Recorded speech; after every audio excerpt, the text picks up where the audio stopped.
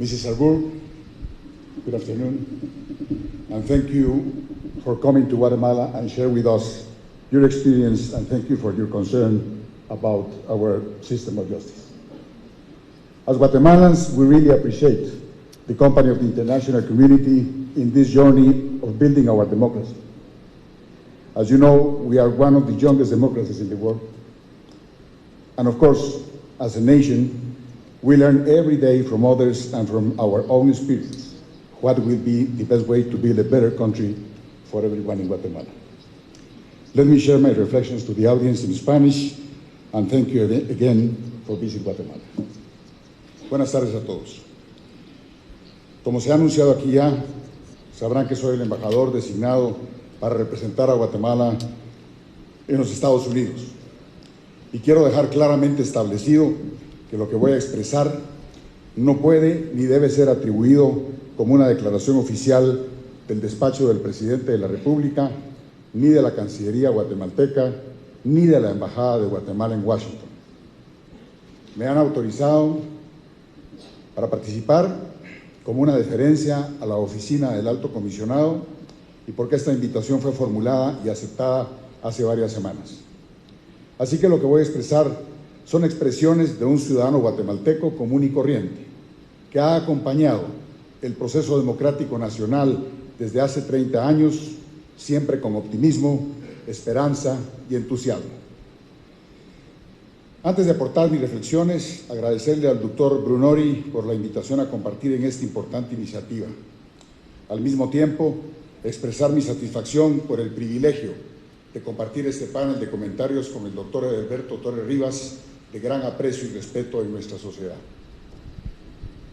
Para que la comunidad internacional y nosotros mismos pudiéramos ser un poco más objetivos y no ser tan severos en los juicios que se puedan hacer sobre nuestro país, como le expresaba a la comisionada Arbour, se debería recordar que somos una de las democracias más jóvenes del mundo y que día a día nos toca aprender y tratar de mejorar como sociedad en busca de institucionalidad y de una democracia funcional que aún no alcanzamos. Por ello querría recordarle a todos que si sumamos a nuestra juventud democrática el hecho de que esta democracia debe ser construida y fortalecida a partir de una sociedad que durante los 30 años previos a 1985 se dedicó a destruir su propio tejido social, si entendemos que venimos de una sociedad dividida y polarizada, sin proyectos ni visiones integrales de nación que aún logramos definir de forma consensuada. Si comprendemos lo primario de nuestro desarrollo político y de nuestros cuadros políticos, si realizamos el hecho de que nuestra élite económica ha sufrido y continúa experimentando una transición hacia un modelo de inclusión en la producción de riqueza, si revisamos que en parte de nuestra prensa escrita, y digo en parte de nuestra prensa escrita, no existe un sentido de propósito, sino una permanente batalla de intereses plagadas de resentimientos y en algunos casos de amarillismo utilitario. Si aceptamos que más de la mitad de nuestra población, por razones de carencias educativas, no está en capacidad de comprender la complejidad de un sistema de justicia, entonces, y solo entonces, y luego de aceptar esta tormentosa realidad, se puede hacer observaciones balanceadas de qué es factible como aspiración en este importante camino de construcción de institucionalidad y construcción de nación, y cuáles deberían ser los plazos y etapas a cumplir. Si ese ejercicio de reconocimiento de debilidades sistémicas, producto de una confrontación social, no se hace, nuestro país siempre va a ser señalado y juzgado por propios y extraños como un Estado fallido, lo cual en mi opinión es injusto. Muchas veces me he preguntado, ¿es que acaso es obligación de esta nación y su pueblo construyan a pasos forzados un estadio de modernidad y conveniencia ideal? Es claro que muchos formuladores internacionales que diseñan y piensan en las rutas para Guatemala olvidan los procesos históricos sufridos y experimentados por el mundo desarrollado de hoy en día. Hace poco conversábamos con un ilustrado académico sudamericano y concluíamos en que es muy difícil pensar Guatemala desde una cómoda oficina en Manhattan o desde una oficina en Oslo. Hemos escuchado ideas y posiciones sobre la urgente necesidad de fortalecer el sistema de justicia. Al respecto, haré una serie de reflexiones sobre este tema que sin duda es un tema de fondo, de pronto el más importante para el futuro de nuestra sociedad. Pero no sin antes expresar mi total acuerdo en que siempre será urgente buscar las rutas más expeditas para que en Guatemala la justicia sea pronta, accesible y aplicable a todos por igual. Algo que es evidente hoy no ocurre, porque como dicen en la tradición chapina sobre la aplicación de justicia, la serpiente solo pica hoy al que va descalzo. Pero para entrarle a algunos de los temas relevantes de la agenda nacional cercana, diré que durante los últimos 10 años hemos visto cómo las comisiones de postulación se han convertido en un objetivo político de los grupos de poder, entendiendo como grupos de poder a la emergente sociedad civil, a la prensa, a las iglesias, a los colegios profesionales, al sector privado organizado y a supuestos poderes invisibles que ni la CICIG ha logrado identificar. La lucha política ha alcanzado a los grupos postuladores, pues estos tienen la capacidad de nombrar y descartar a los aspirantes a integrar instancias, donde cuerpos colegiados supervisan el desempeño de las instituciones garantes de la democracia, como ya se dijo aquí. Todos estos son cargos donde los poderes del Ejecutivo, Legislativo y Judicial se diluyen y deben converger con las propuestas de diversos sectores, haciéndose en el papel un ejercicio democrático. Es aquí, de nueva cuenta, donde es válido expresar que aún estamos en la etapa de democracia formal, mas no funcional. Hoy los grupos de poder de la sociedad civil se han organizado en todos los cuerpos colegiados y luchan para que sus agendas sean respetadas y protegidas en las diversas instancias donde se hace necesaria la postulación de aspirantes.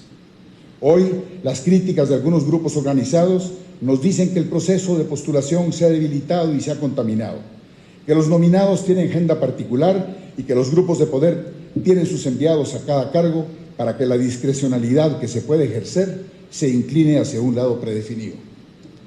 Pero además, se ha caído en la malsana práctica, como ya se dijo aquí, de iniciar esos procesos prejuzgando y descalificando sin sólidos fundamentos a decenas de aspirantes, ciudadanos profesionales que desean participar, pero que si no gozan de las bendiciones necesarias, pasan a ser de la noche a la mañana menos que parias sociales. Y esto también es una gran injusticia. O sea que se señala que los procedimientos para postular a los cargos más importantes que no son del organismo ejecutivo han colapsado. De alguna manera, eso no es noticia nueva.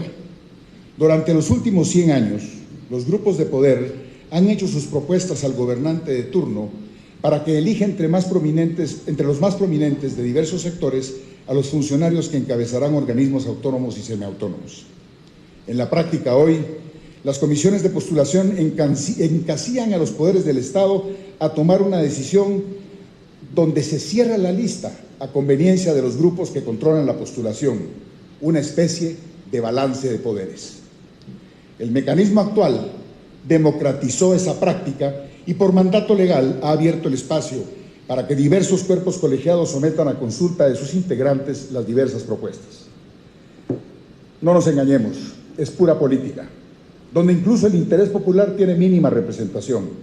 No se le pregunta al pueblo, sino a los grupos dentro de los gremios, los cuales se organizan y apuntan hacia quién pueda representar y defender mejor la agenda prevista por todos los grupos de poder representados.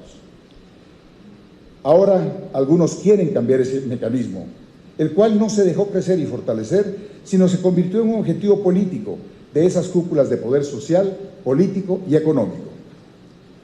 Hoy grupos, en algunos espectros ideológicos, los observo dirigiéndose contra ese mecanismo y proponiendo nuevos procesos.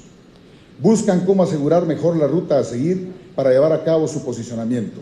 Sin duda, cuando algo salga mal, volverán a decir que el nuevo mecanismo está también fallido. Tan serio es el impacto que se ve sobre las comisiones de postulación que incluso Naciones Unidas ha opinado y hoy sutilmente promueve una manifestación de posiciones al respecto. No dudo de la buena intención de Naciones Unidas. De hecho, agradezco profundamente que el futuro de nuestro país merezca tanta atención de la comunidad internacional. Pero discrepo de algunas posiciones críticas. Algunos nos dicen que las comisiones de postulación han fracasado y que debemos cambiar su estructura y proceso. ¿Por qué, pienso yo, algunos miembros en la comunidad internacional hablan de fracaso de las comisiones si está visto que no es el protocolo, sino los postulantes quienes han afectado el proceso? Hago este llamado de atención con todo el respeto que me merecen y lo hago con la misma seriedad que requiere tratar este tema desde una perspectiva muy seria, no ideologizada ni ideológicamente contaminada. Es mi opinión que el correcto funcionamiento de las comisiones de postulación no necesariamente precisa cambios drásticos en la ley. Necesita que la tarea de postular candidatos se rija por principios éticos. Más allá de lo que nos puedan decir y exigir algunos amigos, sin la claridad de principios éticos de parte de nosotros los guatemaltecos, que obedezca a los intereses de toda Guatemala, ni el vigente, ni ningún otro procedimiento pasará de ser un buen experimento, otro más de esos que se usan frecuentemente en Guatemala como campo de pruebas. En términos ideológicos, este reclamo que hago es válido para la derecha y la izquierda guatemaltecas. Alude tanto al CACIF como a la sociedad civil y las ONGs. Exige que los políticos nacionales y la comunidad internacional sean muy responsables y transparentes a la hora de exigir un nuevo mecanismo para el proceso de postulación. A esos grupos, élites que ejercen el poder que les confiere estar organizados y abrogarse el derecho de pensar y decidir por el pueblo, les domina su propia agenda ideológica. Ven en las comisiones el campo adecuado para influir con sus ideas sobre criterios que deberían ser inequívocos. Buscan el momento para aprovechar a su favor la interpretación de la ley y sus circunstancias, y no dudan en presionar para que sean sus representantes los que ocupen los cargos. Por eso sostengo que me queda claro después de escuchar las reflexiones que este no es un tema de leyes y reglamentos. Se dice que Guatemala es un país con más de 70,000 leyes, reglamentos, acuerdos y demás. Y repito, en mi opinión, no es un tema de leyes. Pero si no hacemos una profunda reflexión ética que permita a los señores postulantes tener un mandato claro y vinculante de parte de la nación, nada cambiará. ¿Quién puede decirme si el sector privado organizado, la izquierda o la sociedad civil no querrían influir para que un procurador de derechos humanos o un superintendente de administración tributaria sea ideológica y políticamente coincidente con ellos? ¿Acaso los movimientos afines a la izquierda no han hecho hasta lo imposible por cortar cargos en el sistema de justicia y todas aquellas instancias en donde pretenden la continuación de la búsqueda de objetivos no obtenidos durante el conflicto armado? ¿Acaso el poder del CACIF no se ha concentrado en los entes reguladores de la actividad empresarial y financiera? Claro que sí, todos los grupos lo han hecho. Ahora bien, alguien me decía que eso es parte de la democracia, porque ¿acaso no es válido que en un sistema democrático la sociedad se organice en cuerpos intermedios para gestionar sus legítimos intereses? Importante pregunta. Si el país no toma conciencia de esto, los ciudadanos estamos ante una nueva instancia donde la lucha por el poder continúa, solo que adquiere el tono cínico de pretender transparentar un esfuerzo por tener influencia en instancias donde la verticalidad, la transparencia, el compromiso con la ley y el bien de la nación y los ciudadanos varía según el cristal con que se mire. Y en ese desorden y desarreglo moral y funcional que rodea y enturbia las comisiones de postulación, todos tenemos cierto grado de responsabilidad. Desde el editor de periódico que se presta por encargo de sus impresentables amigos a litigar encubiertamente a favor de posesiones sectarias o a desprestigiar profesionales que no son afines a sus intereses, hasta el activista que denuncia sistemáticamente como violatorio a los derechos humanos todo lo que no salga como le conviene. El empresario que no confía en nominados no contaminados tiene tanta responsabilidad como el exguerrillero que busca afinidades y compromiso ideológico en los aspirantes. Lo mismo ocurre en este proceso de influencia y desfiguración de las comisiones cuando alguna comunidad internacional se excede en su mandato y opina presionando a favor o en contra de hechos que a ella no le competen. Al final, quedamos los ciudadanos como simples espectadores y potenciales víctimas de organismos del Estado, supuestamente estériles de contaminación política e ideológica, pero que en el fondo se han convertido en herramientas de una realidad donde lo único que cuenta es el poder. Debo agradecer como ciudadano el interés de Naciones Unidas y el de los más diversos grupos nacionales que ponen en el futuro de este proceso de postulación y en los mecanismos que podríamos, al menos en papel, fortalecer nuestro sistema de justicia. Pero a la vez llamo a la reflexión de quienes quieren influir en este tema en que el problema es ético. Sin compromiso de actuar más allá de las agendas políticas sectarias y personales, no habrá mecanismo confiable e infalible para que las comisiones de postulación cumplan su cometido y nos den los mejores candidatos para administrar el más sensible, delicado y fundante de nuestros poderes en democracia, el Poder Judicial. Muchas gracias.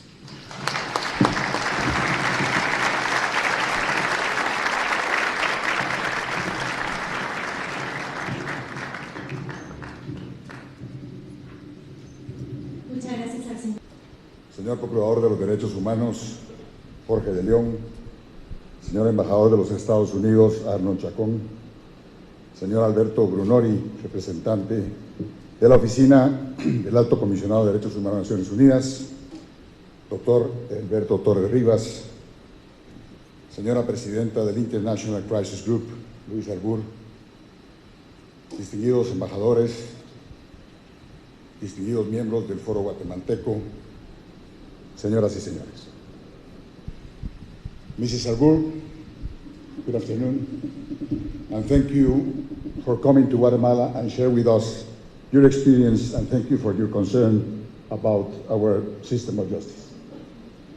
As Guatemalans, we really appreciate the company of the international community in this journey of building our democracy. As you know, we are one of the youngest democracies in the world. And of course, as a nation, we learn every day from others and from our own experience what will be the best way to build a better country for everyone in Guatemala. Let me share my reflections to the audience in Spanish, and thank you again for visiting Guatemala. Buenas tardes a todos. Como se ha anunciado aquí ya, sabrán que soy el embajador designado para representar a Guatemala en los Estados Unidos. Y quiero dejar claramente establecido que lo que voy a expresar no puede ni debe ser atribuido como una declaración oficial del despacho del presidente de la República, ni de la Cancillería guatemalteca, ni de la Embajada de Guatemala en Washington. Me han autorizado para participar como una deferencia a la oficina del Alto Comisionado y porque esta invitación fue formulada y aceptada hace varias semanas. Así que lo que voy a expresar son expresiones de un ciudadano guatemalteco común y corriente, que ha acompañado el proceso democrático nacional desde hace 30 años, siempre con optimismo, esperanza y entusiasmo. Antes de aportar mis reflexiones, agradecerle al doctor Brunori por la invitación a compartir en esta importante iniciativa. Al mismo tiempo, expresar mi satisfacción por el privilegio de compartir este panel de comentarios con el doctor Alberto Torres Rivas, de gran aprecio y respeto en nuestra sociedad.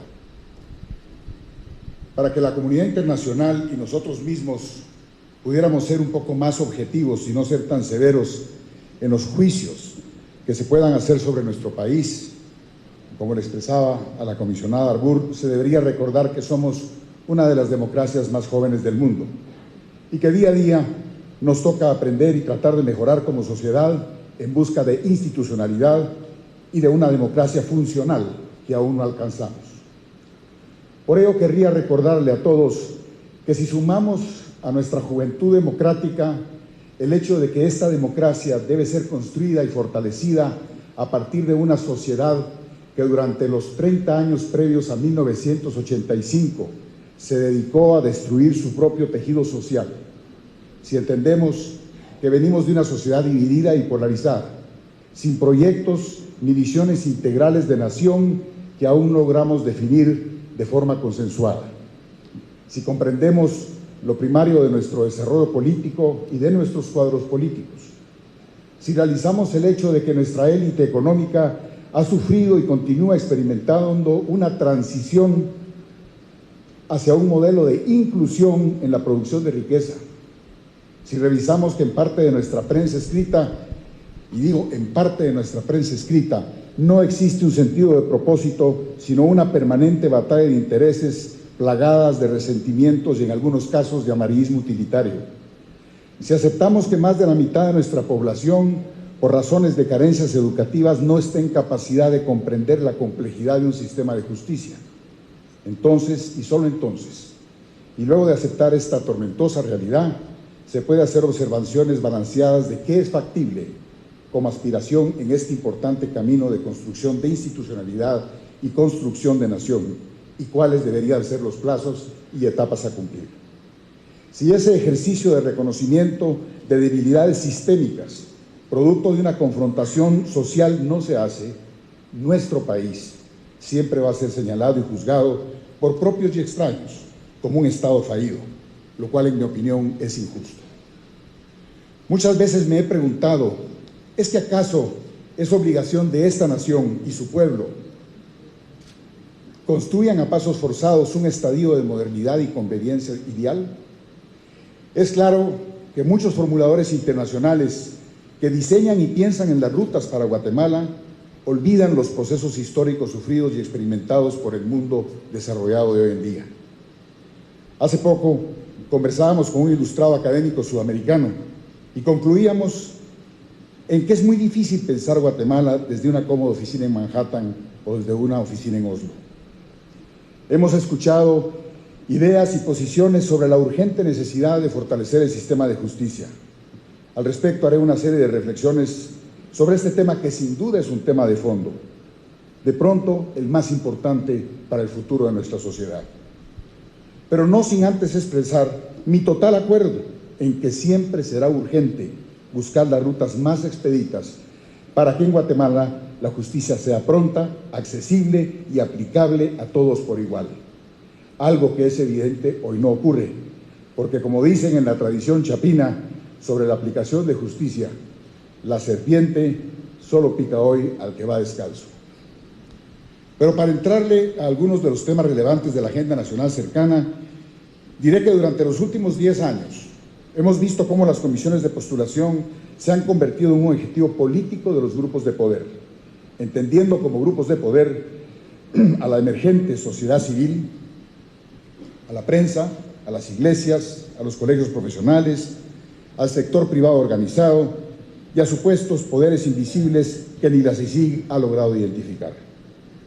La lucha política ha alcanzado a los grupos postuladores, pues estos tienen la capacidad de nombrar y descartar a los aspirantes a integrar instancias, donde cuerpos colegiados supervisan el desempeño de las instituciones garantes de la democracia, como ya se dijo aquí. Todos estos son cargos donde los poderes del Ejecutivo, Legislativo y Judicial se diluyen y deben converger con las propuestas de diversos sectores, haciéndose en el papel un ejercicio democrático. Es aquí, de nueva cuenta, donde es válido expresar que aún estamos en la etapa de democracia formal, mas no funcional.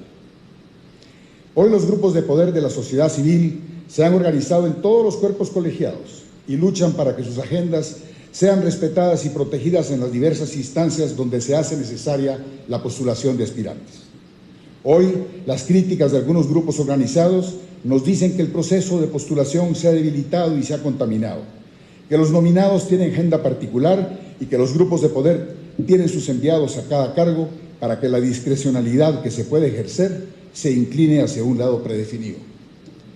Pero además, se ha caído en la malsana práctica, como ya se dijo aquí, de iniciar esos procesos prejuzgando y descalificando sin sólidos fundamentos a decenas de aspirantes, ciudadanos profesionales que desean participar, pero que si no gozan de las bendiciones necesarias, pasan a ser de la noche a la mañana menos que parias sociales. Y esto también es una gran injusticia. O sea que se señala que los procedimientos para postular a los cargos más importantes que no son del organismo ejecutivo han colapsado. De alguna manera, eso no es noticia nueva. Durante los últimos 100 años, los grupos de poder han hecho sus propuestas al gobernante de turno para que elija entre los más prominentes de diversos sectores a los funcionarios que encabezarán organismos autónomos y semiautónomos. En la práctica hoy, las comisiones de postulación encasillan a los poderes del Estado a tomar una decisión donde se cierra la lista a conveniencia de los grupos que controlan la postulación, una especie de balance de poderes.